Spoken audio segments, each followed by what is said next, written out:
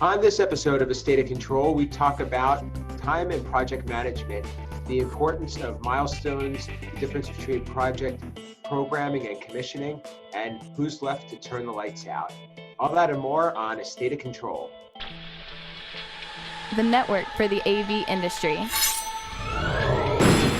What are you listening to? This is AV. This is AVNation. This is AVNation.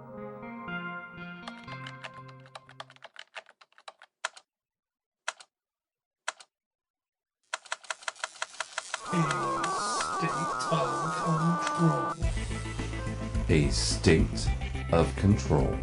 A State of Control, episode 32, recorded on February 23rd, 2017. Lights out. AVNation is brought to you by our fine group of underwriters, companies such as Peerless AV. This is A State of Control. Welcome to A State of Control, the AVNation podcast that highlights the control, automation, and programming aspects of the AV industry. I'm your host, Steve Greenblatt, and today we have a very interesting show, I think something that everybody can relate to. We're going to talk about project management and time management, and we're going to focus on it primarily from the perspective of a control system programmer. With me to discuss this exciting topic is a very familiar cast, and I'm sure that there will be a very lively discussion. First and foremost, I'd like to introduce our regular cohort.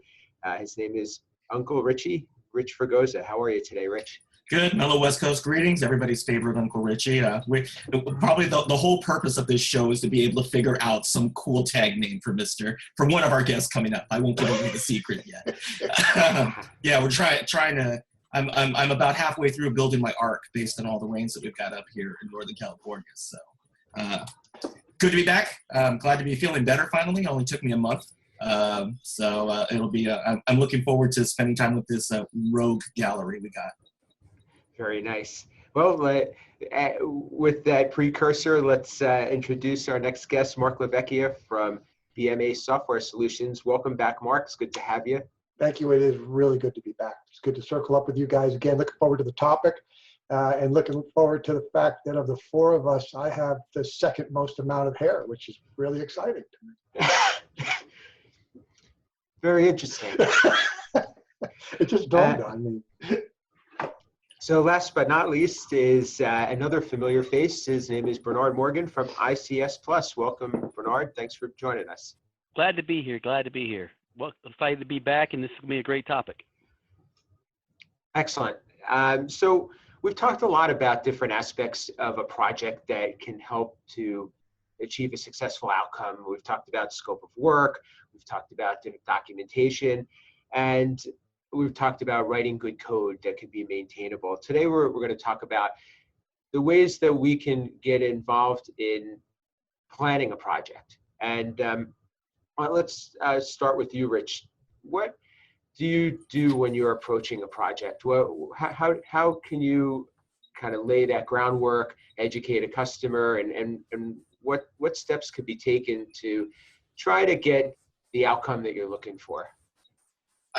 Honestly, probably the one thing that I think we focus on the most is being flexible. And again, this is speaking as a third-party programmer. If you're an integrator, you're going to have your own process. You're going to have, a certain way of doing things. Again, since we're talking to primarily control system programmers, some are independent, some are working for integrators, some are working for larger programming houses, smaller programming houses. In our case, I've got a lot of different integrators all over the country.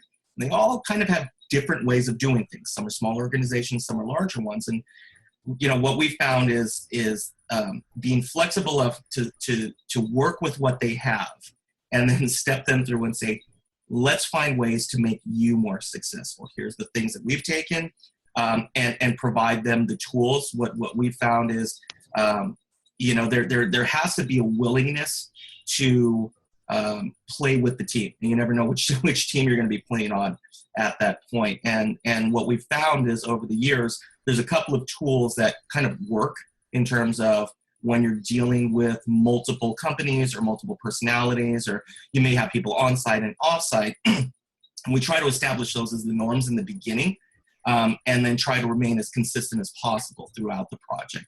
I'm being a little bit vague here. I mean, I can go into like some of the specific tools that we use. And again, residential, even on top of that, Resi's different than commercial, because in Resi, you may not have a consultant involved. So, you even have that extra layer when you're dealing, in a commercial or an enterprise project.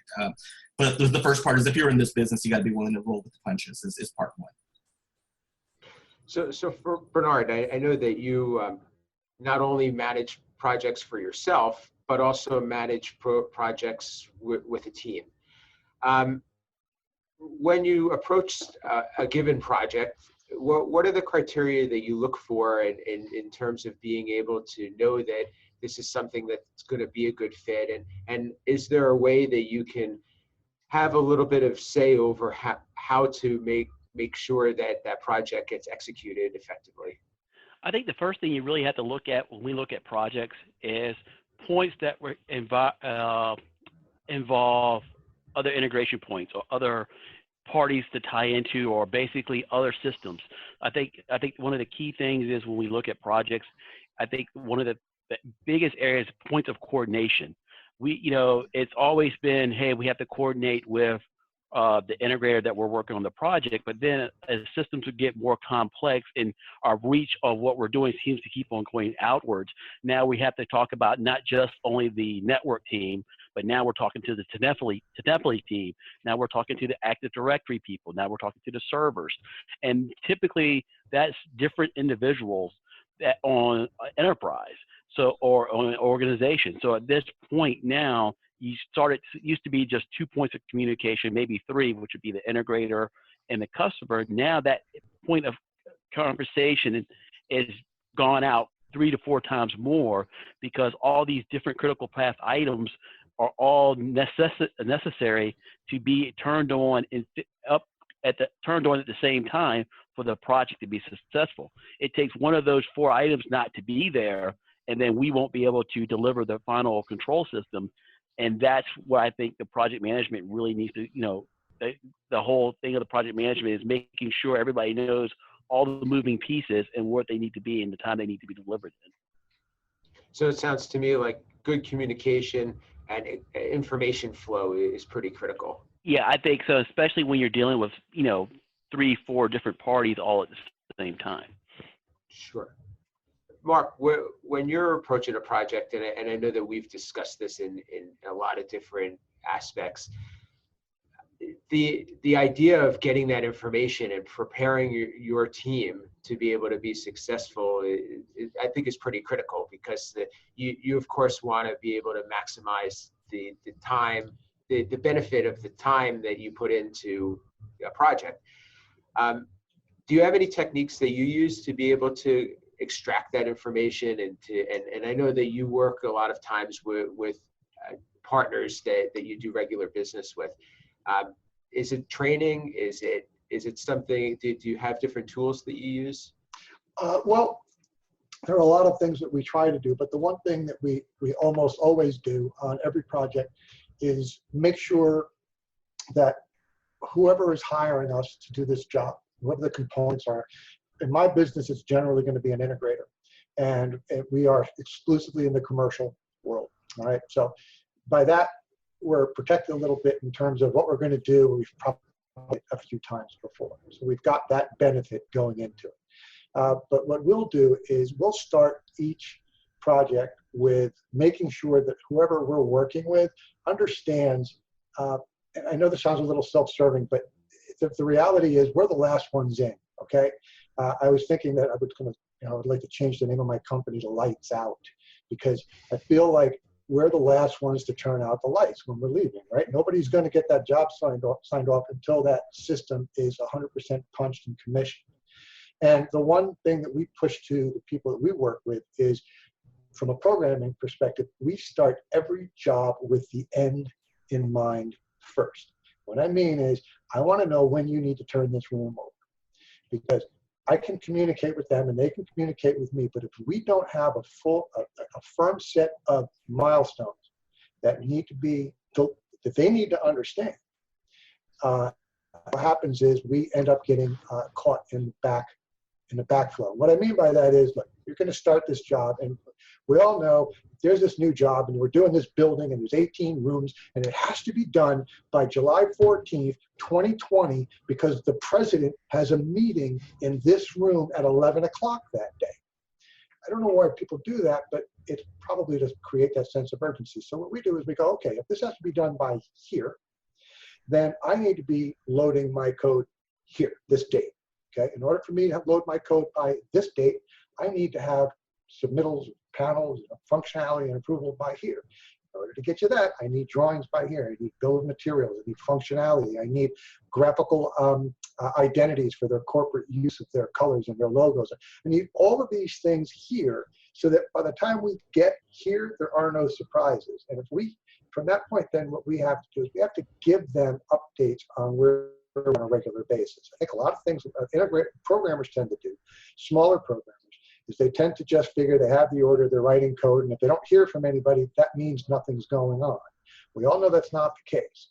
But the one phone call that everybody hates to get is, hey, how's the code going, when you have no idea what the project is. So from my perspective, it begins with, from a project by project standpoint, letting my customer, who in my case is going to be the integrator, know that I need to know when this is going to end.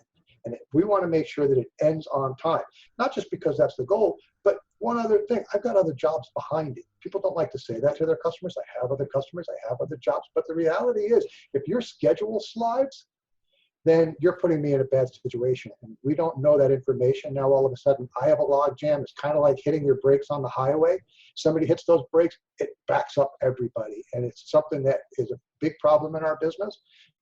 Communication and understanding the end is the first step for us to make sure we get through that. So let's explore that a little bit more, because I do agree, and that's one of the techniques that we use, is that you kind of have to work backward. But it's often that you have to anticipate that things are going to get delayed, and you have to anticipate that you're going to need to do support, or you're going to have to field that call 2 weeks later when the test system actually gets fully tested to address that one piece of equipment, or to be able to go through that scenario that didn't get executed the first time. How do you figure that in, I guess, to your planning, and what impact does that do to the schedule for the person who has to be assigned that task? I think one of the big things there is that when you look at that, it's really, I think when you look at projects now, the word programming gets intertwined with commissioning so much. And I think one of the key things is to communicate the difference between those two, because the two are so symbiotic, they have to go at the same time. And I think that's where, like what you guys said, starting from the back and working your way up, is to having that conversation of where is the commissioning of that system going to happen with the programming. I would add one other thing, is, and I know this sounds probably basic and simple, but the reality is this bites a lot of people, which is getting a good look at the bill of materials before you go into a project. I need to know what we're going to be controlling. It's a little bit different than the world that Uncle Richie lives in that residential tends to be much more early adopter, and they don't care what they just want the latest and newest thing. Commercial enterprise companies, they want to be on top of it, but they are more interested in the latest firmware updates than they are the latest piece of equipment. But in the end, we need to know what equipment's going in. We need to make sure that there's protocol available and ability to talk to that device. And then we take that data, and if we've already talked to this device or we've worked with this device and we know there are some known things that the customer needs to be aware of, we try to share that with them. They don't think about that, but that's a big point for us. If you're using this codec, please make sure that this is the firmware you're running on it, because if you go beyond that, then I'm going to have some issues with the module that we're doing. We did a project, not to go off topic, and I'll try to be quick, but we did a project recently with a projector that needed to be programmed. We've never done that before. In fact, I reached out to some of you guys because we were looking for protocol on it. It was a newer projector. It was a digital cinema projector, and it needed to be programmed. I went to the dealer 6 times. I'm hoping he's not watching this, but I went to him 6 times and said, you need to program this and give us the data, because until you do that, I can't make that thing work. I was giving specific data, specific information to make sure that we're successful. so that they gave us the data. It's like a DSP device where you're going to give me the instant tags and stuff like that. In this particular case, you're creating channels for a projector. It's a little thing, but you know what? When it came time to turn the job over, everybody was working 16, 17, 18 hours a day. You know why? Because nobody remembered to take care of the projector. And as a result, now, guess what? We're bleeding out margin. We're bleeding out money. And if we just make sure that the right people are getting the right information, it starts with, again, the scope and so forth, but that bill of materials. So we know when we get there what we're up against, and we can share data. We can make sure that we use our experience to help them, or if not, we can give them a heads up and say, we need this piece of equipment in-house. I know you guys all do this. Send me this box, send me this piece of equipment. I'm gonna run some tests on it to make sure, so when we get to the job site, the customer's not watching us make sausage. I think, Bernard brought up a great point, and we've, in recent years, added it to our language, which is the aspect of commissioning. And although we would, and again, this comes back to your business model. I mean, some third-party programmers have a hands-off policy, some have a hands-on. And this really becomes a matter of how are you going to treat the identity of your company and how you're going to be working with your integrators, and more importantly, the rules that you establish. I mean, everybody, that line is a shifting line. It's not up for me to decide where a company places that line. I know where I place the line for my company. But again, I'm dealing in residential, I'm dealing in ultra high end, I'm dealing in different expectation levels in terms of the deliverable, and also potentially the integrators that I'm working with. They all have different strengths and weaknesses. But what we've done is in our language is we basically established concierge services for that reason. Because those concierge services are all the aspects of commissioning where you are working with the integrator to get to that point. So you have a choice. You can either put in your spec because the consultant gave it to you and said, this shall be this shall be that, you shall give a price. There's no leeway there at that point. There's no going back and saying, hey, Mr. Consultant, you guys, kind of bleep the pooch on this one, so, we're going to charge you for it. That's not good for long-term relationships with technology managers. We all know that. So how do you get around it? So that, for us, it became the concierge service. And it becomes a matter of saying, look, this is an a la carte process. We are going to give you the choice. We have done this for so long. We can either flatten the friction points for you or not. If you want this to be a learning experience, which I don't recommend from a profitability standpoint, have at it. You can afford to be optimistic. If you want to get this done by January 14th, 2020, then this has to be layered into the process. And Mark's bringing up a great example, the digital cinema projector. We deal with them all the time in these high-end theaters. I mean, we have cinema projectors in there. They're completely different animals than going down to Best Buy and buying a projector and popping it in. You have everything. You can have 40 different settings on this thing, and each of them have to be crucial or that thing doesn't work. That's a lot of information to have to process. And the integrator, like I said, might have just sold them and said, they said, get this thing, and they drop it in. And that's exactly right. And sometimes, and it depends on the projector manufacturer working with. Some of them will provide a white glove service. Well, they will send a factory technician out. But more and more, they're doing that less and less because they're charging a fee for it. So the integrator says, oh, we'll figure it out on our own.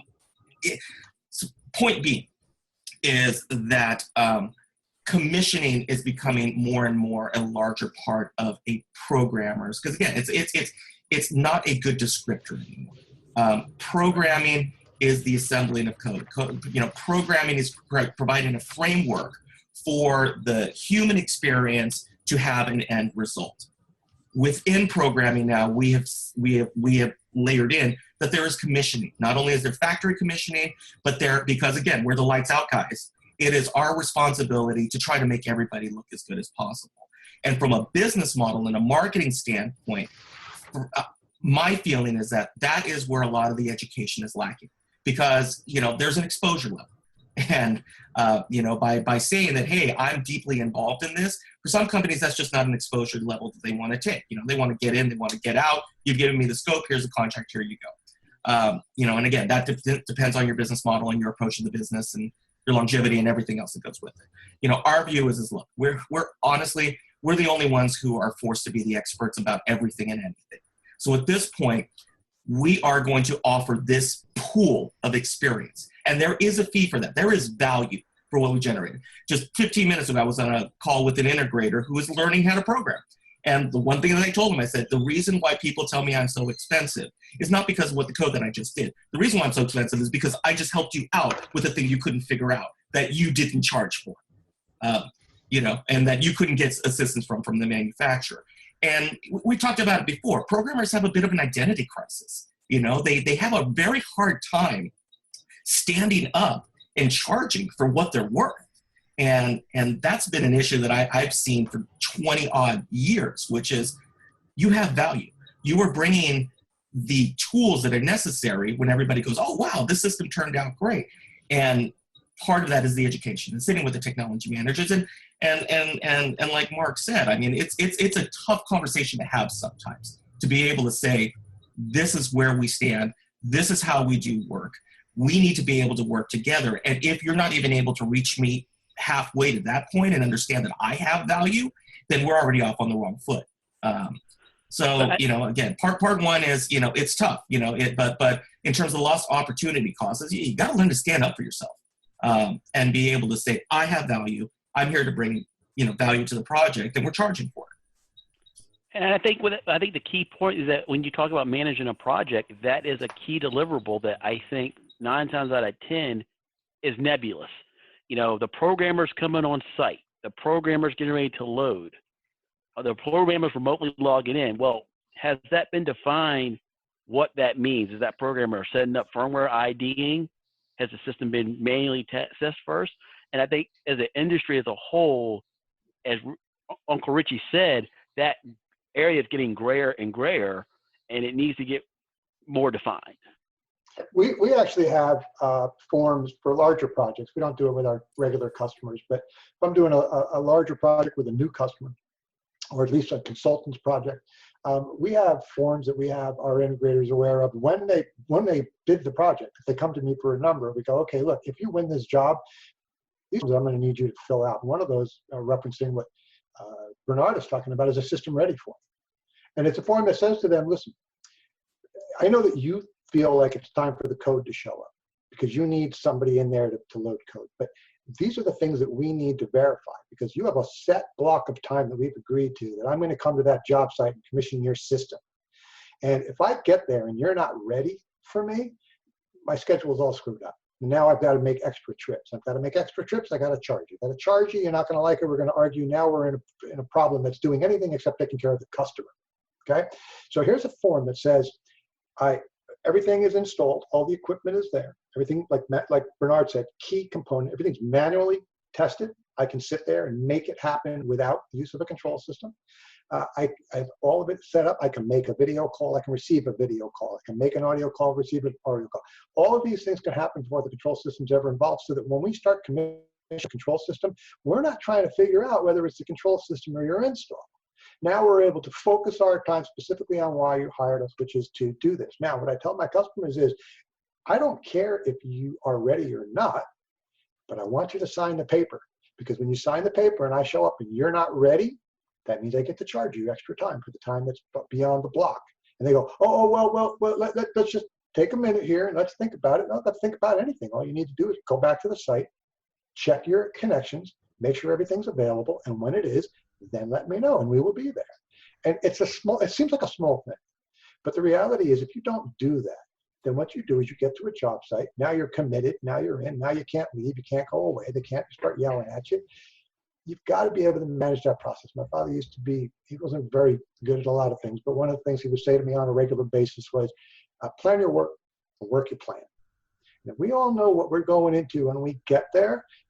No surprises. Surprises are what eat margin. And not for nothing, but we don't do this because we're in a charitable mood.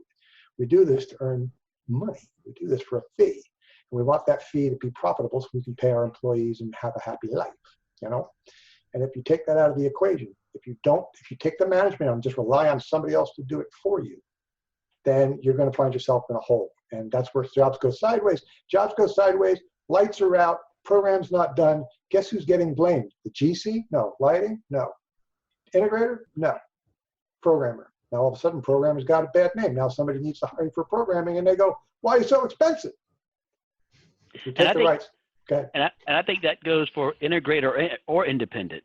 I mean, that's across the board. Programmers as a whole get into that bubble. They do. And I would add one other thing that I talked to Steve about without drilling too deep down, which is one of the errors that we see integrators making during this critical commissioning position. if the job slides, I'll be curious if you guys run into this. If a job slides, they've got their team on this project, okay? This team's been working on this project since kickoff. Now that's slid a little bit. They need that team to go to the next job, so they take people that are not familiar with this job and they put them in there to commission the system. And what happens is now you have people that don't know how the system works trying to make sure that it works properly. And they're like, well, I'm pushing this button and I don't see it doing this. Well, we never agreed to it doing that. Yeah, but I needed to do that, so please do that. And now we're sideways. Now we're off book. If I could implore on integrators and anybody commissioning systems is please keep consistency in your project. Make sure there's somebody there that's from the beginning is there at the end so that expectations that are set are also met. Just a comment that we've encountered or we've observed is that a lot of integrators, excuse me, when their programmer is out on a job site, that programmer wears a lot of different hats. And to your guys' point, the whole idea of commissioning is and possibly closing the project is usually that programmer's responsibility, possibly even doing DSP programming or even managing the techs. You take that person out of the project if they have somebody employed and then they're going to now outsource. So that person's now on another project. It leaves a big void. And what we found is that they're expecting that you're going to come in and do all the things that person would have done for them if they were assigned to the project. I don't know if you guys have come across that, but I think my point is that there needs to be a definition of responsibilities, and I think that's a lot of times what, in addition to expectations in terms of what the system's going to do, a definition of responsibilities and who's going to be doing what and what needs to happen in order to be successful. I agree. I mean, I would throw in that in our case, we try to take a proactive approach. I did my time on airplanes. I desperately try not to get on airplanes whenever possible. And so from our viewpoint, we looked and said, okay, how can we streamline this process? And we came up with a deployment kit. I've got 2 laptops that sit off to the side, and I've got it loaded with the software that I use. I've got it loaded with the communication software. If it's a new integrator or an existing integrator, we use different forums, whatever everybody's comfortable with. But right now, we've been very popular with. We've had great success with Slack, which is basically a real-time messaging program. It's great because we can archive everything, we can drop files in, we can video chat, we can audio chat, we can do all of these things. So we look at it and say, okay, look, we're technologists. We need to start using technology to help us out. So the first question is on a project, I'm like, can you get internet? And if the answer is, yeah, we can get internet, like, right, then we're fine, okay? If you don't have the ability to have a webcam to point at the screen with the button that they're watching, a piece of remote diagnostic software to be able to see what they're doing, and then some form of real-time communication program that everybody in the team, like Mark was pointing out, okay, great, the team left here, we got the new team in. Okay, well, great, 2 of the new team members, I add them to the channel, we can pull up to the archive, I can do a search based on, whatever happened, I type in projector. Great. It scrolls back 2 weeks and says, here's what happened with the projector. Here's the protocol document that we dropped in. Here's the instructions that I gave you. Here's what the guy says where the problems were. Here you go. It's about flattening the friction points. And what happens a lot of times, because we've all been burnt. And again, this is money that we're talking about, right? It's like every hour that I spend on somebody's job that I didn't charge for is an hour I lost. It's an hour I can't charge for somebody else. So how am I, as the business owner, going to look at it and say, how can I maximize my profitability? And at the same time, provide a service that shows that I am the value-added component to this project. Because again, there's lots of programmers out there. There's independents, there's integrators, there's now framework solutions, there's all of these things. So it becomes a matter of what's your value? What are you bringing to the party other than technician A, B, and C walked out and they walked up to the touch panel and they did the web interface and blah, blah, blah, and it kind of sort of works. Okay, that is a part of the market now. And it's a great part of the market because it allows for, the rising tide to lift all boats, all of that. There's more projects out there.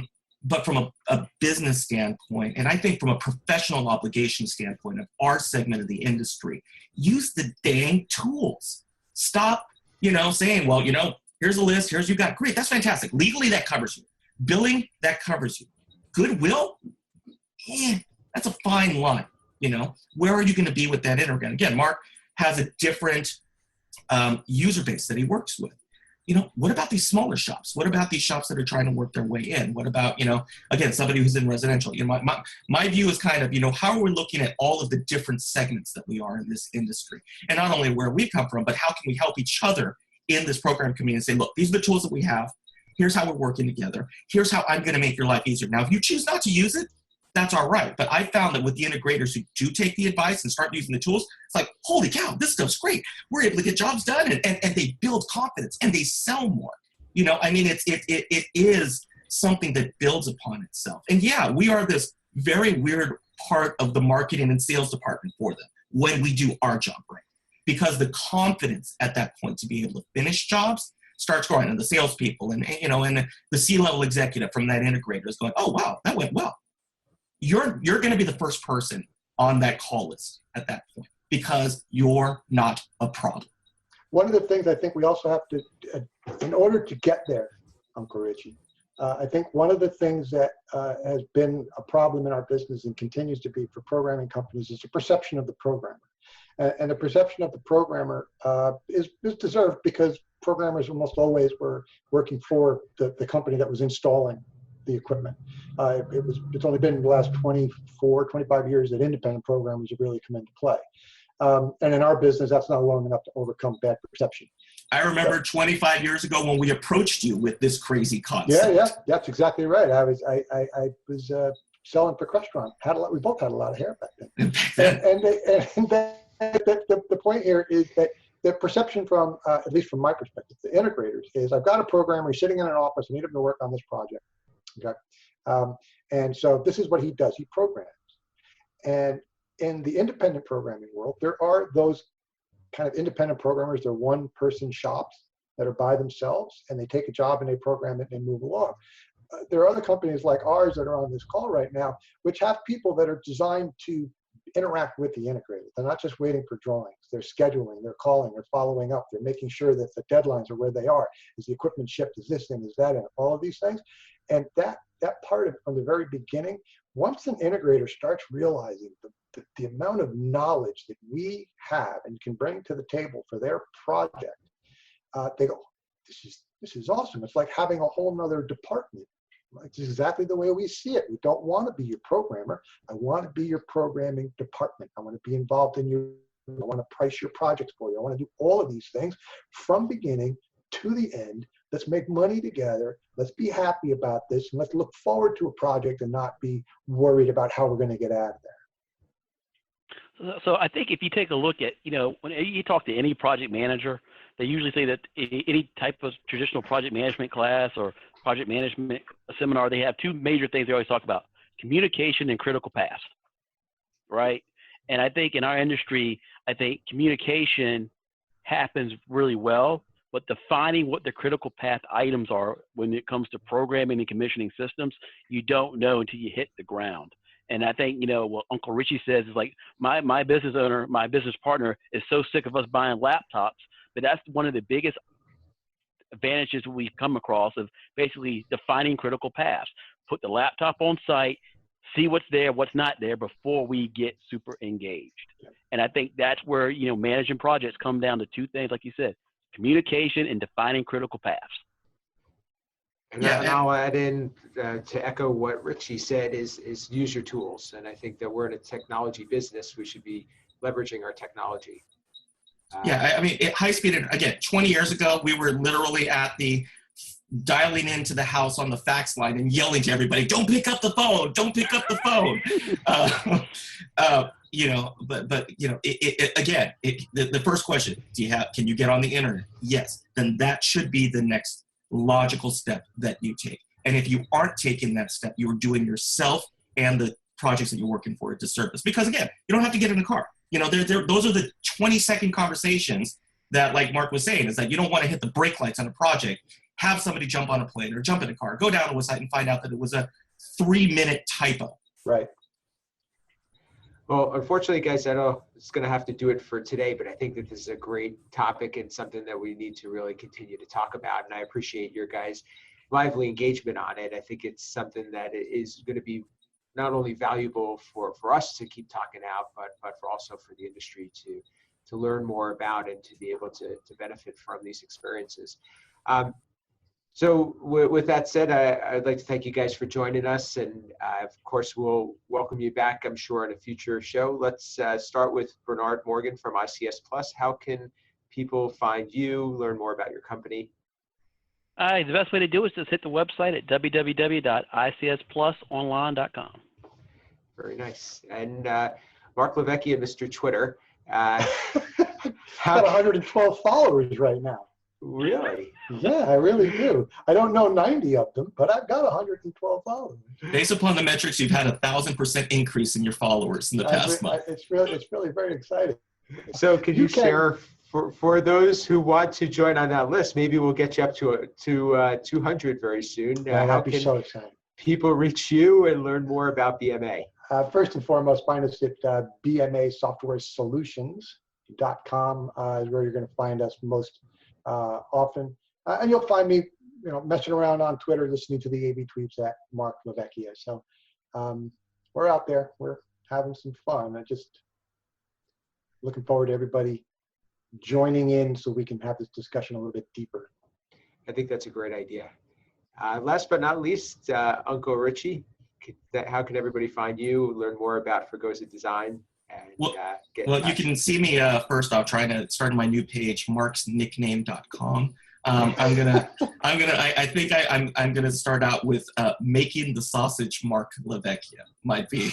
I was hoping we were going to go with Lights Out Lavecchia. Lights Out Lavecchia, possible. That could work. It could work. The postman's already taken by me. And now they call me FedEx. You can find me at fregosadesign.com. That's the website.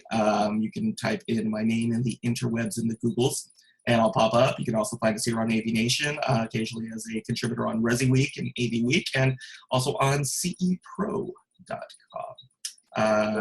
Thanks for having me on, and always an interesting conversation having this cast of characters here. Very nice. Well, we appreciate it. So my name is Steve Greenblatt. You can find me on most social media platforms at Steve Greenblatt. You can reach my company at controlconcepts.net. But what's important to us is that you visit the website avnation.tv. You can find this show and all the other shows put on by AVNation cast and crew. You can check out AV Week, Resi Week. Those are two of the weekly shows. EdTech, Connected, and ITAV. I think those are all be a big value to this audience. While you're at avnation.tv, check out the show notes page and leave us a comment. And we'd like to hear from you, like to know what you like about the show, and also like to know what you want to hear more about, and you can engage and continue this conversation. But thanks for joining us for today. This has been A State of Control.